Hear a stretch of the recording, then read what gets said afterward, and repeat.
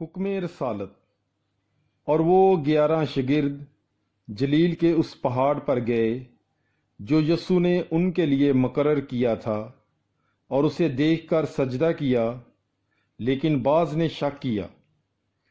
اور یسوع نے پاس آ کر ان سے باتیں کیں اور کہا کہ آسمان میں اور زمین پر سارا اختیار مجھے دیا گیا ہے، پس تم جا کر سب قوموں کو شاگرد بناؤ، اور باپ اور بیٹے اور روح القدس کے نام سے انہیں بپتسمہ دو، اور انہیں یہ تعلیم دو کہ ان سب باتوں پر عمل کریں جن کا میں نے تمہیں حکم دیا ہے، اور دیکھو میں دنیا کے آخر تک ہر روز تمہارے ساتھ ہوں۔